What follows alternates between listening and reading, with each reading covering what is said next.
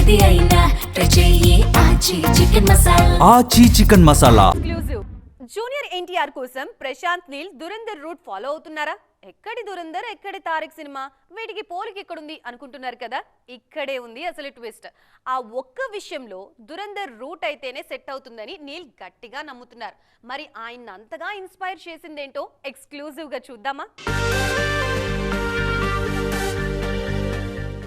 War 2 ఫలితం తర్వాత junior NTR తన ఫోకస్ అంతా నీల్ సినిమా పైనే పెట్టారు. ఈ చిత్రం కోసం చాలా మేకోవర్ అయ్యారు తారక్. అసలు గుర్తు కూడా పట్టలేనంతగా బరువు తగ్గిపోయారు. మామూలుగా తన హీరోల్ని లావుగానే చూపించే ప్రశాంత్ నీల్ ఎన్టీఆర్ ని మాత్రం ఎందుకో బాగా సన్నగా మార్చేశారు. కొన్ని రోజులుగా junior NTR Neel cinema shooting break లో ఉంది. నెక్స్ట్ స్కెడ్యూల్ కోసం సిద్ధమవుతున్నారు మేకర్స్. భారీ యాక్షన్ సీక్వెన్స్ లు బాకీ ఉన్నాయి. ముందు వాటిని పూర్తి చేయాలని చూస్తున్నారు నీల్. దీంతో మేజర్ యాక్షన్ పార్ట్ అయిపోతుందని తెలుస్తోంది. ఇక్కడే అసలు ట్విస్ట్ బయటకొచ్చింది.